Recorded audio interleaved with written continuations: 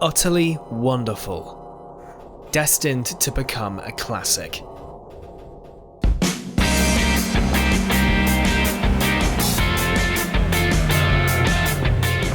Growing up, I found myself throwing hours into the original two Gran Turismo games on the PlayStation 1, Mario Kart Double Dash on the GameCube, and LEGO Racers and Need for Speed Underground 2 on the PC.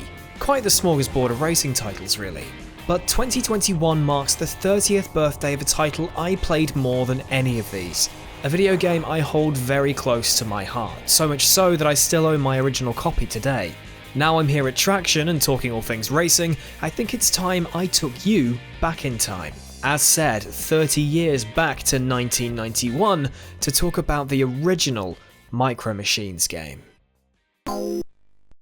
Since you're watching this here channel, you should totally subscribe by the way, and or haven't been living under a rock for the last 35 years, you will have most likely heard of Codemasters. Known predominantly for their vehicular-based video games such as the Dirt series, Grid, the F1 games, and of course, their recent acquisition by EA, Codemasters have also produced a plethora of licensed Micro Machines titles since the original back in '91, and while I'm sure we'll get to that one eventually, we're going to stick to the original gem today.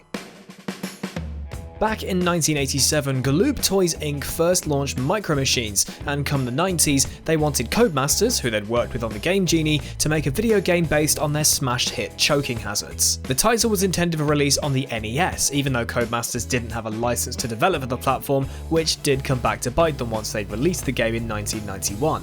Though the NES version wasn't much of a success thanks to the lower quality of the game and the Game Genie lawsuits forming dark clouds over the game's launch, the system's inability to handle split screen for this title sparked the concept of a single screen multiplayer mode with players driving to the furthest stage of the screen ahead of their opponents to score points. A brilliant mechanic modern top-down racing titles still use to this day.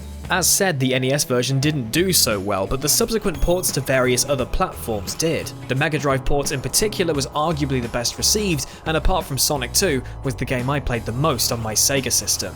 As the source material would imply, Micro Machines races would take place across multiple themed household areas, scaled down so that pencils, globs of glue, and hunks of potato waffles would become hazards, and track layouts were established by chalk drawings, lines in the sand, or toppy serialos, now with no natural ingredients.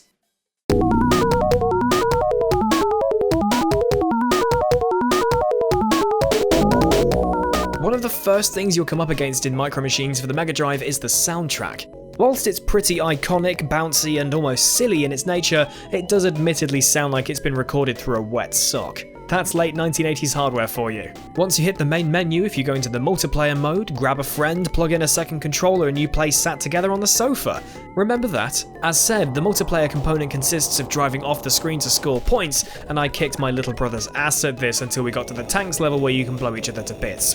Seems fair. Head into single player and you can do either this head-to-head mode against an AI that's far too easy to beat, or you can go into challenge mode, which play more as blunt 3-lap races. Pick a character. We all played as Spider, let's face it, look at this smug son of a gun, one lap around an ovular bathtub and bosh, you've qualified.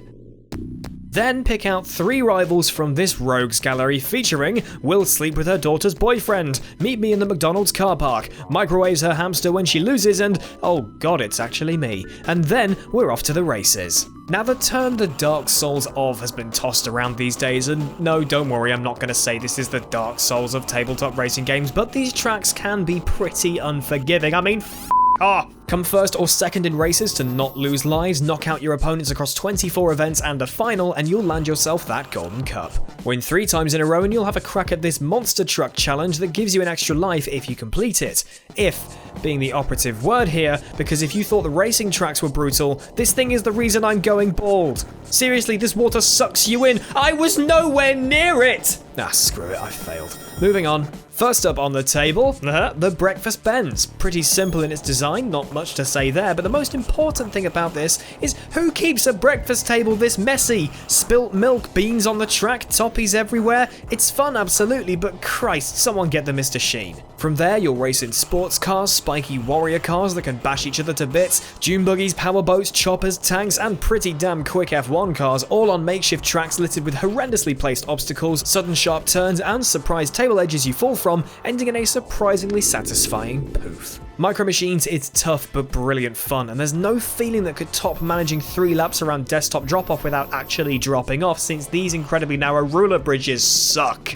I adore this game, even if it kicked my ass as a kid. Muscle memory of the first several tracks is incredibly strong, like how you'll know you're going to turn 45 degrees to the right after hopping after this ruler, or you know a turn is coming up when the track outline starts to jiggle. Seriously, on Oil Can Alley there's a huge wiggle bait which throws you off as to which way you'll turn if you've not played in a while. It's tough, but fair. Oh, there's the Dark Souls reference again. Another huge step up the Mega Drive version had over the original NES version were the graphics. This game is truly stunning. Now I know we went from 8-bit to 16-bit here, but you could see Devolver Digital publishing something along these graphical lines today.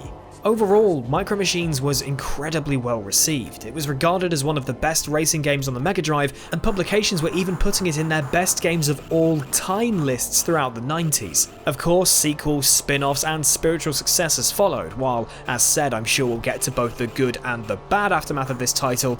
Let's just take a moment to bask in the glory of this amazing title, and take a moment to appreciate just how many hours people sunk into driving tiny cars around makeshift tracks. I wonder how Nintendo thought of Mario Kart Live Home Circuit. So that is my quick look back at the original Micro Machines. Did you play it to death like I did? Let me know your thoughts and memories in the comments section below. Like and share this video if you enjoyed it, and subscribe to the Traxion channel if you want to see more retrospective content like this in the future. I've been Rich, and thank you very much for watching. Keep it pinned, and I'll see you next time.